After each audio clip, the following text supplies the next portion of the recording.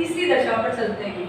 ख्याति नकद न लाई जाए तो विविध रूप में भी ला सकते हैं। जैसे आपको मैंने पढ़ाया था कि पूंजी विविध रूप में आती, नकद के रूप में, संपत्ति के रूप में, तो ख्याति भी विविध रूप में लाई जा सकती। तो यदि साझेदार ख्याति किसी अन्य प्रकार से लाते हैं, नया साझेदार जो आता है, तो उसे हम कहते हैं इन विविध प्रकार से, तो हम उसे एंट्री बनाएंगे स्टॉक अकाउंट दिया to old partners capital account being goodwill brought in kind, वस्तुओं के रूप में लाई जाए, माल के रूप में लाई जाए, जो भी रूप में लाई जाए, उसे स्टॉक का नाम देकर उसे डेबिट कर कैपिटल के रूप में ओल्ड पार्टनर्स के कैपिटल या करंट अकाउंट में उसे क्रेडिट करेंगे। बार बार आप एक चीज पर अगर ध्यान देंगे कि जब भी ख्याति की राशि जमा होती है वो किसके खाते में होती है? वे पुराने साझेदार जिन्होंने नए साझेदार के लिए अपने लाभ के भाग का क्या किया? त्याग। चौथी दशा, यदि नकद न लाए, विविध रूप में न आए और ऋण के रूप में खाता खुलाए, उस राशि को किस रूप में रखे? ऋण के रूप में। तब आप क्या करेंगे? ऋण किसका होगा? ये नए साझेदार पर। तो हम यहाँ पर एक नया खाता क्रिएट करेंगे, न्यू पार्टनर्स। ये हमारा देनदार हो जाएगा इस राशि से, इसलिए वह loan debit new partners loan account DR to. जमा किसको करेंगे? Old partners capital oblique current account being loan account open, loan account open for goodwill. ठीक है।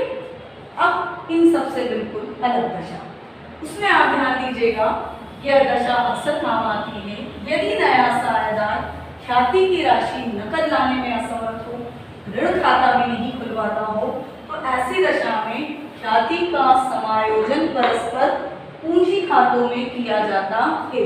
तो आखिरी दशा है ये ख्याति का समायोजन। ये समायोजन परस्पर पूंजी खातों में किया जाएगा। नया साझेदार देने वाला है, उसके पूंजी खाते में से राशि निकाली जाएगी। New partners new partners capital account दिया to old partners capital account. पूंजी के रूप में जो राशि दी गई है उसे ख्याति के रूप में एडजस्ट करके पुराने साझेदारों के खातों में ट्रांसफर की जाएगी। Bing amount of goodwill credited भी लिख सकते हैं, बिंग गुडविल एडजस्टेड भी लिख सकते हैं। जब आपको हिडन गुडविल या छिपी हुई ख्याति के बारे में भी लिखा आएगा तो प्रविष्टि आपकी यही रहेगी। ठीक है। ये ख्याति की पुनर्मूल्यांकन और प्रीमियम विधि दोनों हो गई, जिनके बारे में मैंने आपको बताया। अब मैंने आपको शुरुआत में ही कहा था कि यदि ये ख्याति का लेखा समाप्त हुआ, मैं आपको बता रही हूँ ख्याति का अपलेखन।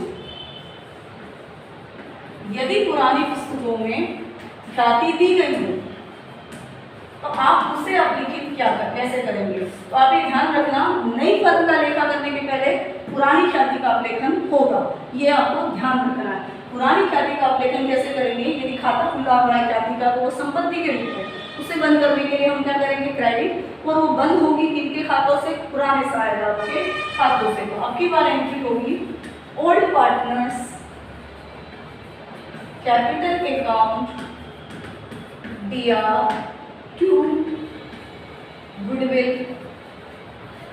अकाउंट, बिंग गुडविल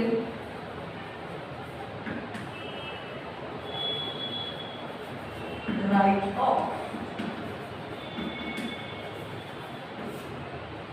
ये पुराने अनुपात से होगी। यहाँ पर आपको अनुपात कौन सा उपयोग करना है? पुराना, क्योंकि इसका संबंध नए साझेदार से नहीं है। इसका संबंध केवल किससे है? पुराने सायदा से। अभी तक ख्याति का लेखा जो मैं बता रही थी उसका संबंध त्याग के अनुपात से रहेगा, लेकिन ये जो राइट ऑफ वाली एंट्री है, आपकी अपलेखन वाली एंट्री है, इससे नए सायदा का कोई लेना देना नहीं है, इसलिए ये पुराने अनुपात में ख्याति अपलिखित की जाएगी पुराने सायदारों की पूंजी से। ठीक है। अब अगर आप वापस से अपनी सारी एंट्रियों को देखेंगे पीडीएफ जो मैं भेजूंगी उसमें, तो आपको ख्याति का लेखा करने संबंधी एंट्रियों में कोई विशेष परेशानी ना होगी अगर आप थोड़ा ध्यान से समझ लें। यदि आप ख्याति नकद रखें तो हमने किसको डेबिट किया? कैश को। यदि आप विविध प्रकार से वस्तुओं के रूप में लाए तो हमने डेबिट किया स्टॉक से। मैं सारी एंट्रियों की एक कॉमन एंट्री बता रही हूँ, स्टॉक को। यदि ऋण खाता खोला तो हमने डेबिट किसको किया? लोन अकाउंट को। और यदि न्यू पार्टनर्स लोन अकाउंट, यदि आप समायोजन करना चाहते हैं तो न्यू पार्टनर्स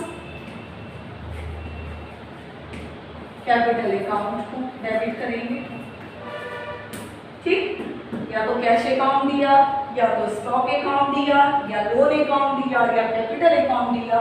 2 इन चारों ही दशा में क्रेडिट कौन हो रहा है?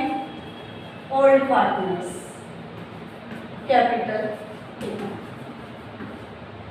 क्योंकि ख्याति की राशि या प्रीमियम की राशि नए साझेदार द्वारा पुराने साझेदारों को जिन्होंने उसके लिए त्याग किया है चुकाई जाती है, इसलिए हर दशा में क्रेडिट तो ओल्ड पार्टनर होगा। आपको तय करनी है दी गए निर्देश के अनुसार डेबिट की सिचुएशन। आपसे कहा है ख्याति की राशि नकद आई है तो कैश अकाउंट दिया टू ओल्ड पार्टनर्स। आपसे कहा है किसी विशेष वस्तु के रूप में आई है तो स्टॉक अकाउंट दिया टू ओल्ड पार्टनर्स।